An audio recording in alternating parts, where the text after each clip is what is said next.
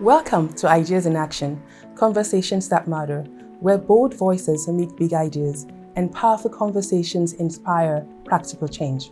I'm your host, Kemi Ayanda, and each week we sit with thinkers, doers, and disruptors to unpack what's broken, reimagine what's possible, and co-create the future we all deserve. Today, we are delighted to have a compelling conversation with Mr. Ajibola Odukoya on the topic, Building Local Solutions for Local Challenges.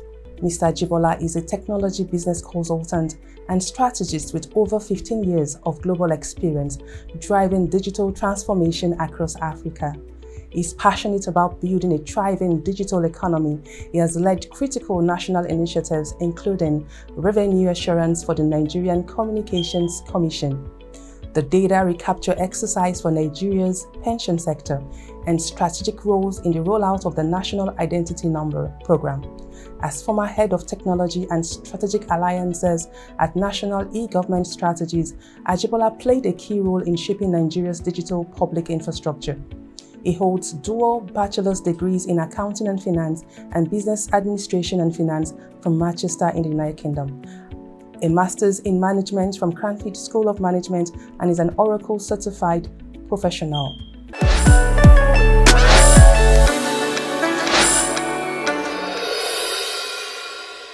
Mr. Ajibola, welcome to Ideas and Conversations. Thank you very much.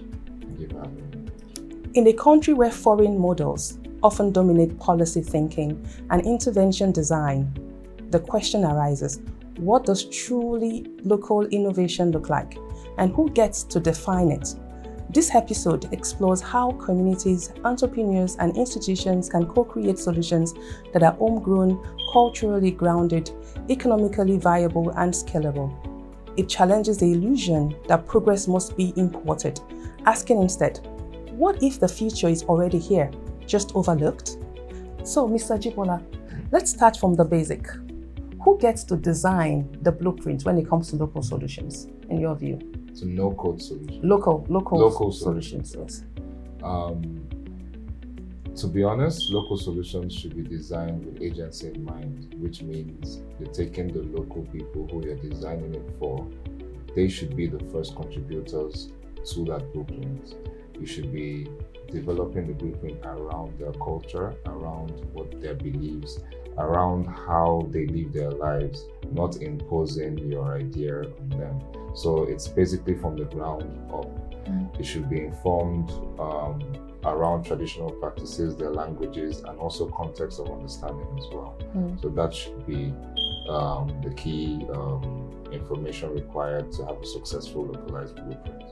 So you've worked extensively in the Nigerian landscape. What's your view in terms of how local solutions are being, introduced? Okay, I think unfortunately we're still dealing with the after effects of colonialism, where we believe that foreign technology or technology from the global north is more superior to ours. And really and truly, that's not correct. We do have traditional practices that have gone on for thousands of years or over 500 years that are successful, that have been going on from culture to culture and sustained over time. For example, there are local practices that only if you can apply technology and innovation to digitize or improve the service delivery methods, you can then create new industries and new markets. I'll give you an example of an innovation that came out of Nigeria. So we have two Nigerian-American boys coming to the East for holiday, as they normally do. And in that village in the East, when midwives deliver children, from the first cry, they know whether the child has a birth defect, right? And they saw this and they were fascinated that this doesn't happen anywhere in the world. So they actually moved back to the village, created an R&D center, studied these women, wrote reports around it, and took it back to MIT. And now, in US hospitals, doctors have a pin, and that pin translates the first cry of the baby into an actual report. So this is technology that's coming from a village. and now you have a blue chip company who has, taken it on, Microsoft, and they're using it now in US hospitals. So the appreciation of our traditional knowledge and practices is very, very key. Another thing that a boat that's sailing past us but we're not seeing is the common knowledge of Africa having a young population, right?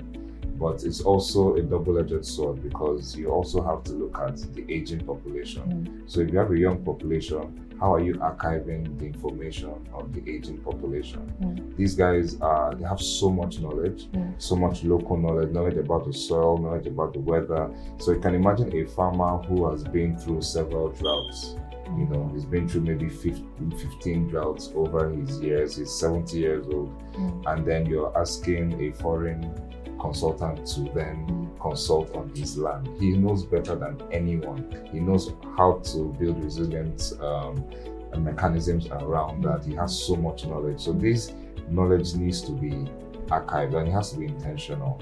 The government as well needs to actually put in funding into research and development and also archiving traditional knowledge. Because as the aging population is fading away, you're going to have a globalized young population where you're not really going to have that cultural identity. You're just going to have a minimalist approach globally, so we need to also tailor to our locality. And Africans, even the delivery of business, we use storytelling.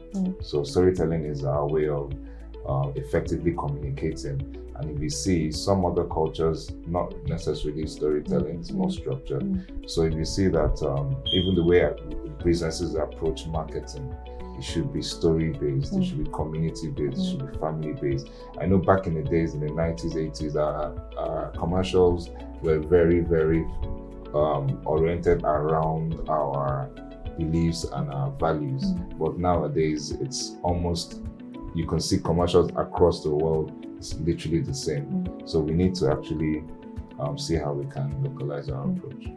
So, Mr. Ajibola, give us a blueprint, if I may ask, when it comes to tailoring solutions to the local context. What would you say should be a typical roadmap or process based on best practice and your experience? So, so you're saying tailoring solutions to in a local context, like let's say Nigeria. Okay. So number one, and this is the approach we take at AfriLabs, we approach every problem statement with a mapping. So a mapping is, you see a problem, obviously the problem is addressing different stakeholders. So you map out the solution, you see fully understand the problem, fully understand the origins of the problem, and then map out all the stakeholders that are involved in creating a solution to that problem. So in a localized setting, it's definitely R&D. You have to get on the ground, you have to talk to the people, you have to know what they're going through, you have to read what they're saying and what they're not saying. So they're saying something, but the body language is different, so you have to actually pay attention to these minute data points. This is what builds up the framework that you're going to use to address certain problems. So for example, because you did mention impact investment, there's a startup who is into sanitary towels for ladies, right? And they found a way to create a reusable absorbent, right? That is what absorbs the fluid.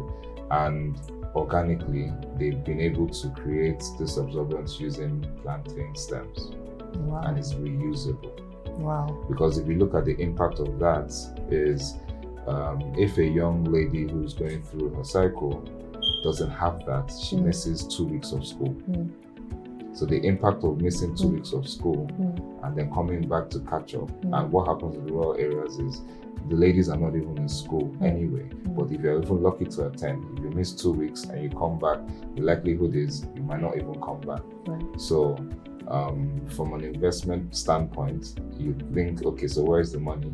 But an impact standpoint, there's a lot of impact. So it's all about understanding whether even the local solution you're building is geared towards fixing the actual problem, or it's within the value chain of fixing the problem. So a lot of people invest in ideas that are not the end goal. Maybe they're still waiting for another partner to help with the delivery. So you have to understand where you're playing in your idea space. And this is why the mapping is important. Before you rush to market and rush to investment, you need to understand where exactly am I positioned in this problem statement and what solutions am I offering.